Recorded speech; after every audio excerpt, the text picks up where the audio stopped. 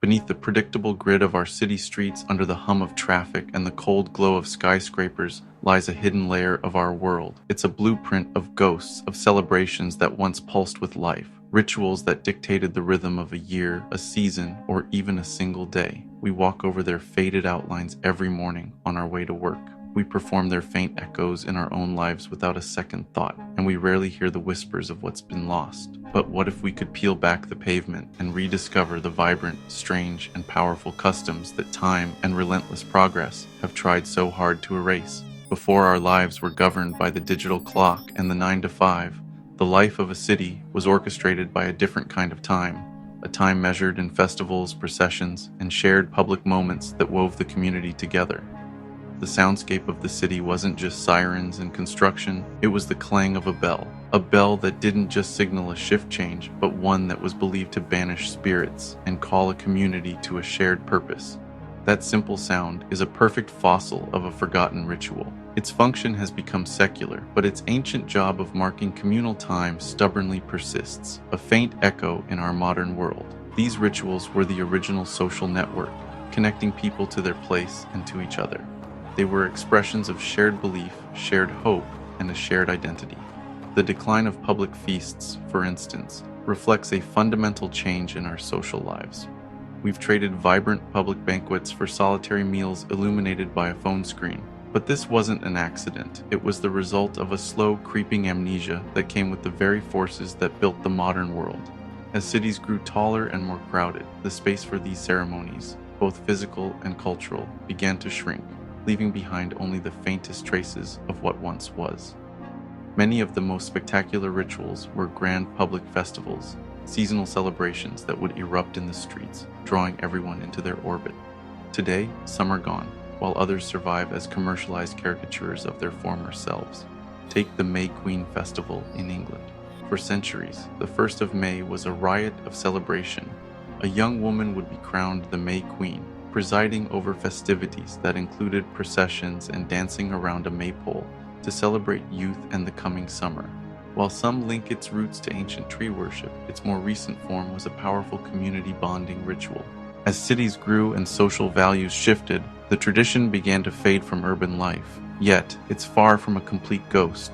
Many communities, especially in rural areas, still fiercely keep the tradition of May Day and maypole dancing alive. Across the world in China, the Lantern Festival has marked the brilliant conclusion to the Lunar New Year for over 2 millennia. Originally a Buddhist tradition of lighting lanterns to honor the Buddha, it became a time for family, forgiveness, and community. Families would release glowing lanterns, solve riddles attached to them, and eat sweet rice balls whose round shape symbolized unity. But as cities modernized, the festival's nature began to shift.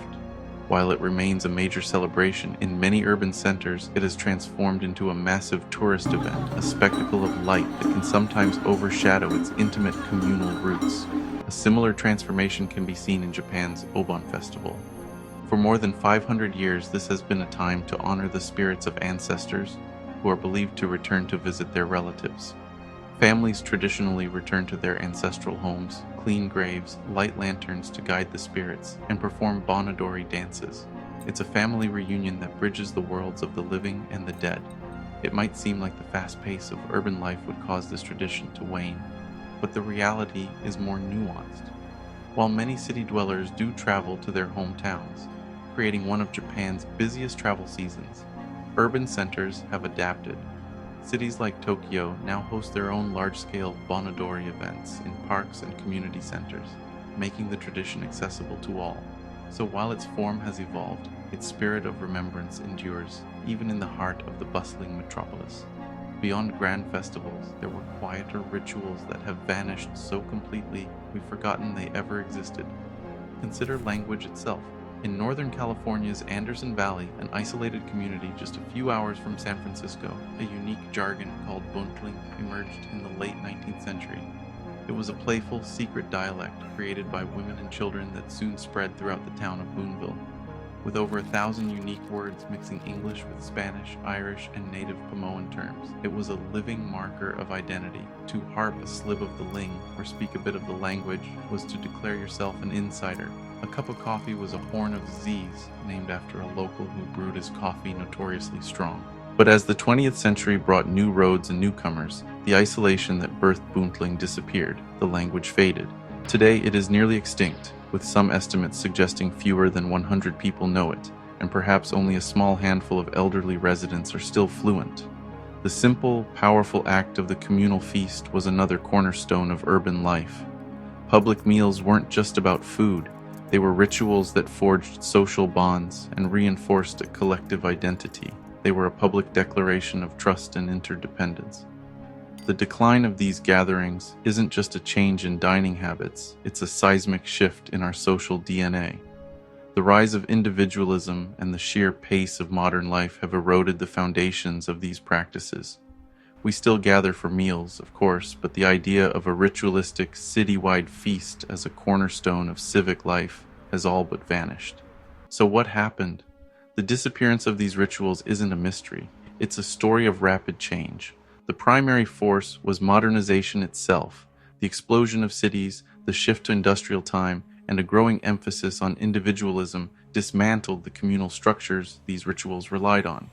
There was simply less time, less public space, and less collective desire for the old ways. At the same time, mass media and globalization triggered a wave of cultural homogenization. Local customs were often replaced by standardized commercialized celebrations. A specific town's harvest festival couldn't compete with the global marketing of Halloween or Christmas.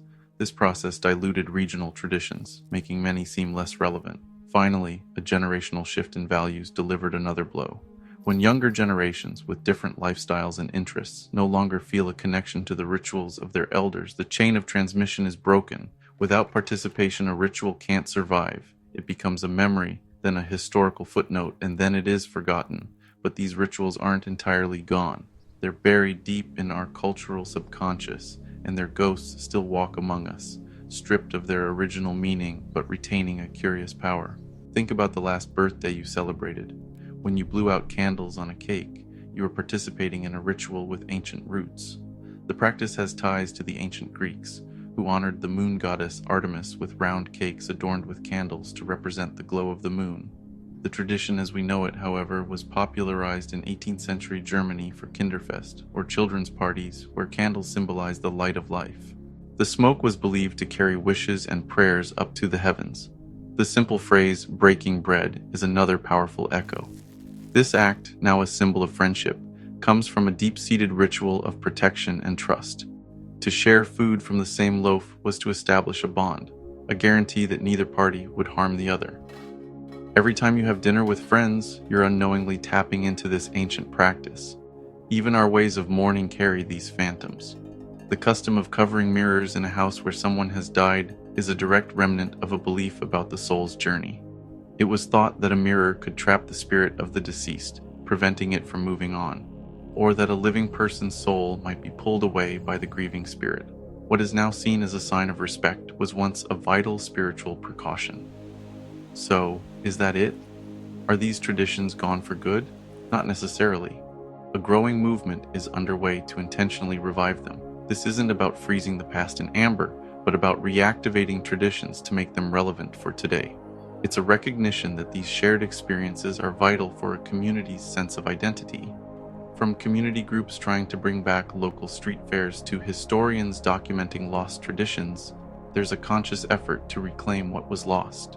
Of course, these efforts face challenges. The world that created the original rituals is gone, but the human need for connection, meaning, and a sense of place is stronger than ever. The act of coming together reinforces the collective consciousness of a place and its people. The forgotten rituals of our urban spaces are more than just charming historical anecdotes. They are a reminder that our cities aren't just collections of buildings, but living, layered manuscripts of human memory.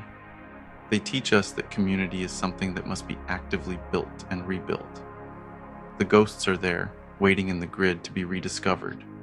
Our modern cities are full of these ritual fossils hidden in plain sight. What forgotten rituals or strange local customs exist in your city or hometown? Share their stories in the comments below. And if you believe that understanding our past is key to understanding ourselves, consider subscribing to the Urban Alchemy channel for more journeys into our hidden collective histories.